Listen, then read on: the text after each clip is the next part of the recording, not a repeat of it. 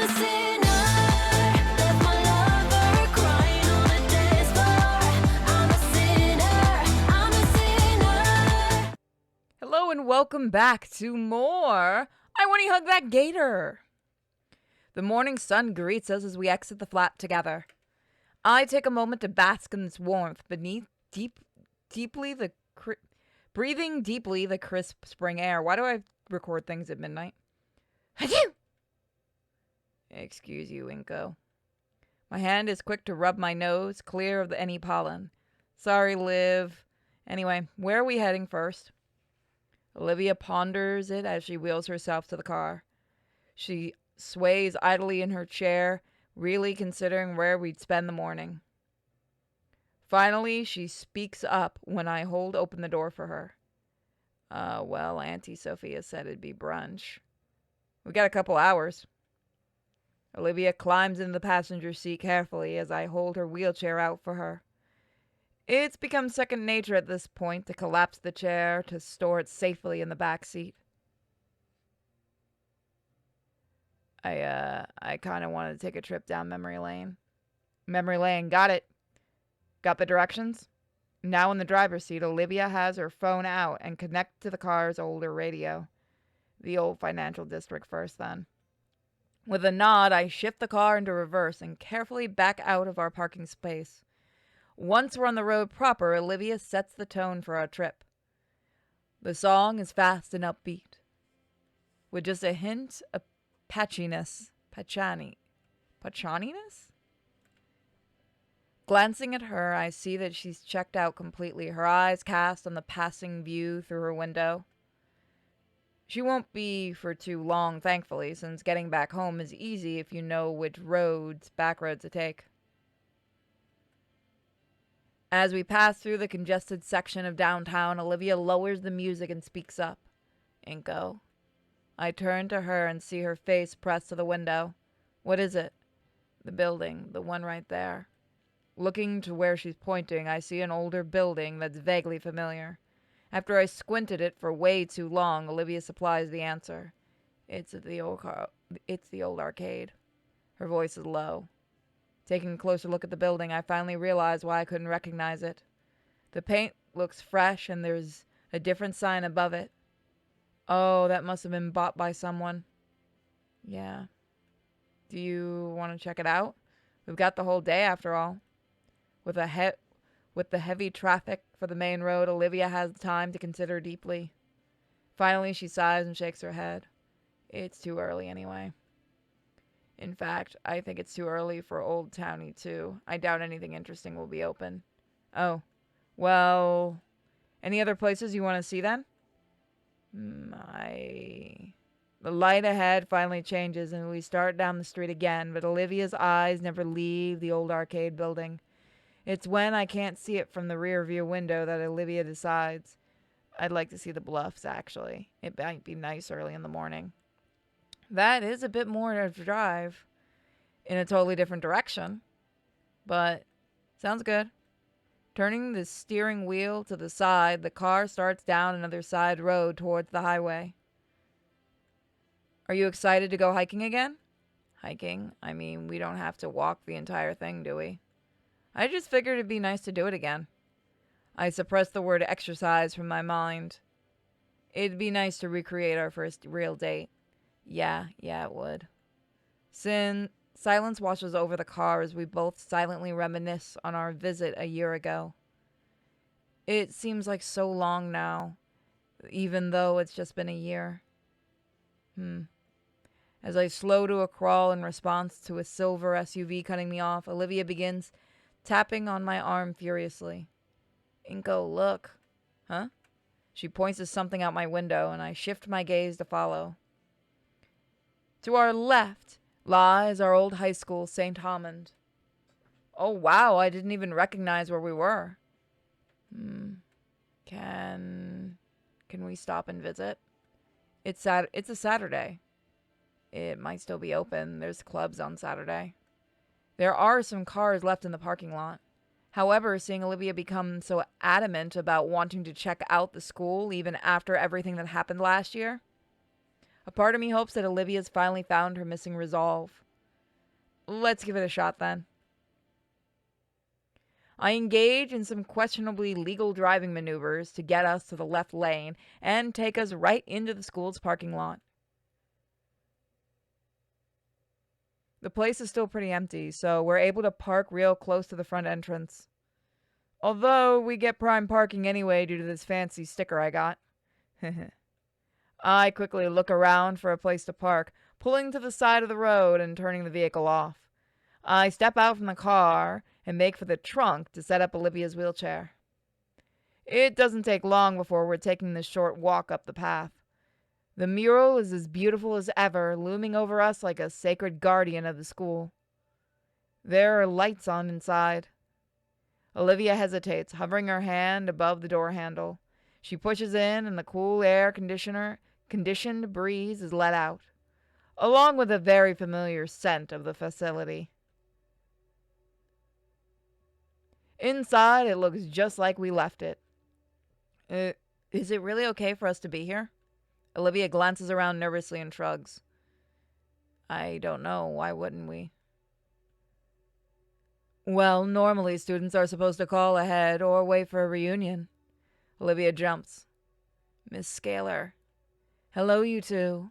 What brings you back to St. Hammond? Well, it's spring break for me, so we wanted to take the day and just go around.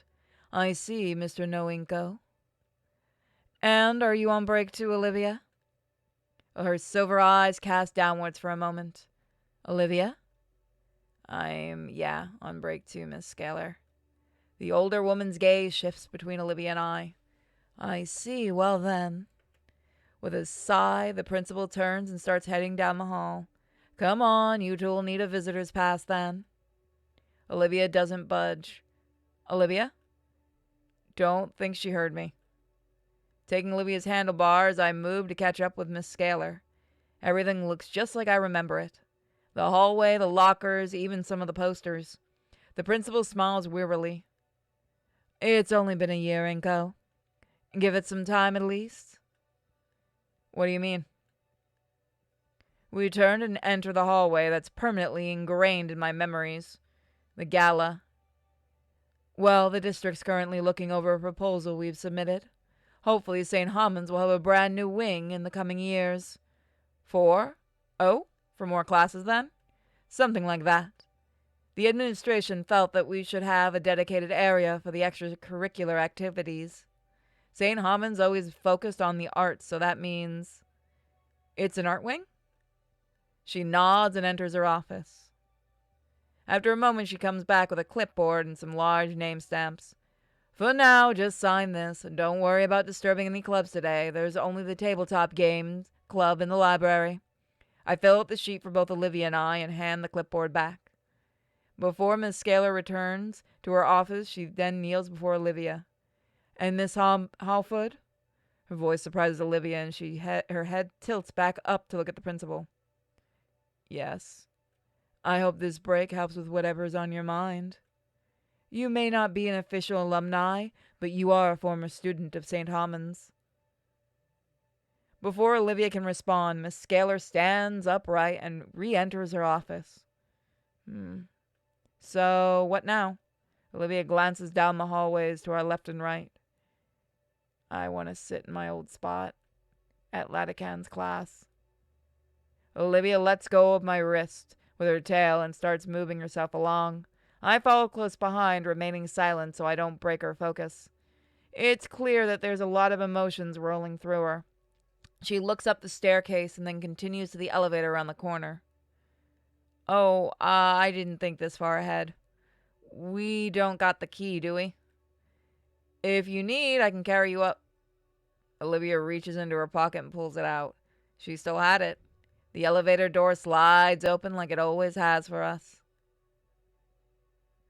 Another bout of nostalgia waves over me. Of all the times Olivia and I wrote it, one memory stands out though, both of us huddled together in fear and... The door opens and I breathe in the fresh outside air again. I always love the open hallway up here. Olivia rolls ahead past the rooms. 22. 231, 232, 233, 234. Olivia stares at the nameplate. It now reads Miss Frizzer. Nice, she sighs. After a moment, I reach ahead and open the door for her. Inside is pretty similar. There's obviously some new decorations. The teacher's desk has different clutter of papers on it, but it's the same classroom. Olivia rolls inside and I watch her carefully move the chair by her old desk so she can use it. It's still. Should I enter?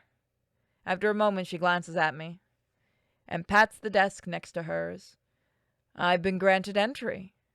When I take my seat, bits and pieces of my second day here surface within my mind. It's still here. Olivia's finger is tracing something. It's a little indent in her wooden desk. The one she used as an inkwell. How do you ever get away with doing that? The teacher was cool with it. She smiles. We both stare ahead at the front of the classroom. It's like the two of us showed up early for the day. And any minute now, an energetic Petro will waltz in, dramatically flapping his wings, there to take us on another learning adventure, ready to give it his all to teach us the values and craft of art. Olivia doesn't cry. Her fingers weakly tap against the desk, but she doesn't cry. After a while, she speaks up. You ready? Are you? She looks over with a slight smile. Yeah. I get up and push our chairs back in their original spots. Leaving, I turn around for one last look. I know Olivia is as well. It probably really is the last time. I gently shut the door behind us. Bye. We end up taking a short tour of the rest of the school, seeing the sights once more, the auditorium, the atrium, even the cafeteria. I got us some of our old favorites from the vending machine. On the way out, we passed through the gala once more. I wonder. I stop at the trophy case. Olivia hears my footsteps, have stopped and turns. Her landscape is gone. In its place, a plaque. Olivia gently rolls up to the glass case as I step beside for her. It holds an etched stone slab and several photographs illuminated by dim yellow lights. Surrounded by all the award-winning works of art by his students. Etched into the top of the polished stone lies his name, embossed in gold leaf. Why do I do these things late at night? Mr. Trent Latican. Olivia's hand clasps over her mouth. Olivia, you... She shakes her head and lets her hands drop to her lap. Inko. Olivia rolls back to the front office. Inside, Principal Scaler looks up from sheet she was filling out. Oh, done with your sightseeing already? Though her tone is shaky, Olivia smiles and nods. Yes, Miss Scaler, Olivia wheels to her desk. They share a look, though I can't see what Olivia is doing from the entryway. But the principal, I see her face fall into a saddened frown. They're whispering, and Miss Scaler's eyes are even getting misty. She wipes her face and nods, taking a blank sheet from her desk and writing on it. Olivia accepts the paper. Thank you, Miss Scaler. Of course, and... Miss Scaler's frown transforms into a simple smile. I'll always be here at St. Homans if you ever wish to talk, Olivia. That goes for you as well, Inko. Right. Thanks, Miss Scaler. Olivia turns and leaves the office, wheeling past me. Hey, Olivia, what's up? She doesn't respond, heading straight for the school exit. Following her, I finally catch a glimpse of Olivia's face. Her face is set with determination. I have to move ahead and hold the door open for Olivia, who beelines straight for our parked car. Olivia, wait up! She finally stops next to the passenger door and turns to me. What's going on? Sophia isn't expecting us for another hour. Good. We have time then. Time? Do you want to go somewhere else? Yes, I need. Her voice hitches, but she still forces the words out. I need to go see him. See who? She thrusts the paper forward for me to read. Oh. We're nearly there. It's not that far away, only a 10-minute drive. But a combination of dread and anticipation makes it feel like 10 hours. In the seat next to me, Olivia stares at the elevator key in her hand. Part of me thought she would return it. Maybe someday. It's not like they can't just make another one for a few dollars. It's just important to her. Hope it doesn't rain. That's so much of a cliche. Come on. As we pull into the parking lot, I take hold of her other hand. I can feel the nervous vibrations through our connected palms, and yet her fingers intertwine with mine. It's a solemn place. The grounds are well kept, but it still creeps up onto the old pavement. I help Olivia out of the car once more. The wind is picking up a little. We pass through the arched metal gates. She looks around at the sea of tombstones, completely lost. How are we going to find it in here? I don't know. Let's just start. I should have asked for more details. Don't worry, we have time. I push Olivia along the gravel trails, past the rows and rows of graves. Damn it. I am not prepared for this, considering what's happened to me the last few months. Wow, I'm not prepared to do this game. Or, on rare occasions, a small mausoleum. Without the plot number, we have to scan over each tombstone carefully. By the way, please forgive me if my voice breaks. Olivia's breathing picks up. I do really like how the art looks. And I'm not being mean by this. It looks almost unfinished, and I think it works really well for this. There. I think it's that one. She's pointing to a small tombstone in one row ahead. Without hesitation, I pivot and push Olivia forward. It's a similar plaque to the one at the school. Instead of engraved gold letters, it's simply carved into the stone. Olivia holds a hand out for a bit and lets it fall back into her lap. Damn it. Oh God, my nose is so stuffed up. We found it. For a while, we rested in silence, just looking at the inscription on it. His teachings will continue on into the new His teachings will continue on into the new generation.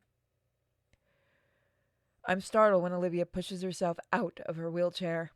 She kneels before the small tombstone, and I move to kneel beside her. Oh, that's a picture. Olivia? I'm fine. I want to finally tell him and go. It takes me only a moment to recall what she was referring to. It was nearly a year ago. That night that invades my dreams from time to time. I saw her change clothes. I nod, laying a hand on her shoulder in solidarity. All right, Olivia. She looks at me and smiles, a very fragile smile that begins. Mr. Latican, you were a lot of things to me. You taught me so much, everything I know when it comes to art. And you tried teaching me about myself. Show me a way to live life that was better than how I was back then. Okay, the fake crying's gonna make me actually cry. Jesus Christ. It used to grate on me when you would lecture me about my feelings, but I know you did it because you gave a damn. It's really hard to do it in that voice. Hold on. I know you did it because you really gave a damn. There we go. You guys are kind of seeing some of the stuff that I normally cut out. You gave a damn about me, about everyone around you. Even when I was being stupid and trying to hide away from everything, you came into my life and showed that the world wasn't as bad as I saw it. Olivia's eyes turn to me, and I can see the tears flowing freely down her cheeks and over her shaking smile. You were right about him too, Mr. Latican. I'm grateful to have had you as a mentor. I promise from now on to you and to everyone that I'll live my life unshaken, unshackled by doubt and fear, like you had always taught me to. Thank you, Mr. Latican. Olivia sits back. I hate to think of how all of that was weighing on her this whole time. But it's gone now. No, it's not. No, it's not. And thank you, Inko. I know it's been hard, and you've done so much for me. I promise I'll get better. I promise I'll be someone worth it all. I shut my eyes and move in to hug Olivia. I have hugged the gator. Thank you so much for giving me the time. I love you. I love you too, Olivia. I'll get better.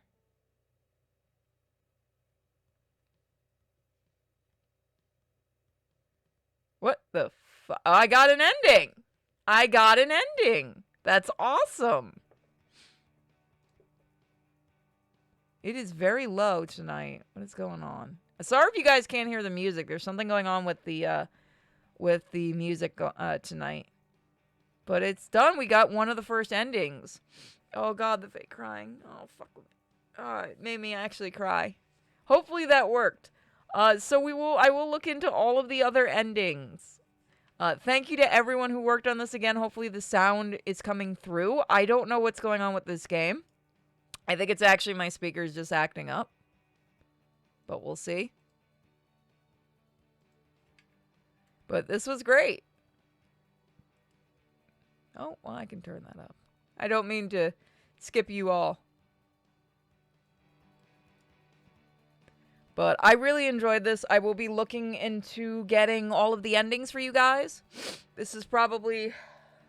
Sorry about that. This actually, doing the emotions actually made me cry.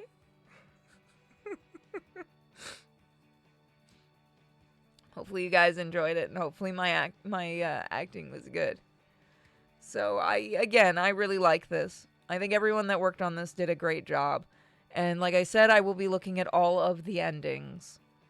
I'll be asking some of the guys in the Discord to give me the guide on how to get all the endings, so I will be showing them off.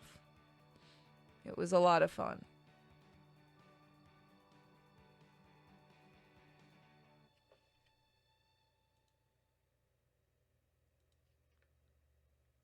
So which ending was that is the question. Ending 3 of 4. So it seems like it's a good ending, but not the best ending. So we'll see what happens next time, guys. Once again, huge thank you for joining me for this. Give it some love. Don't forget to check out the dev stuff, other games like Snoot Game and others. And don't forget to check out my other channel, Simply Pure, and my Patreon and Subscribestar. The support does help a ton, and if you want to help on YouTube, you know, there's super thanks and there's membership, but don't feel obligated. All right, guys, have a fantastic night or day. Bye. Good night.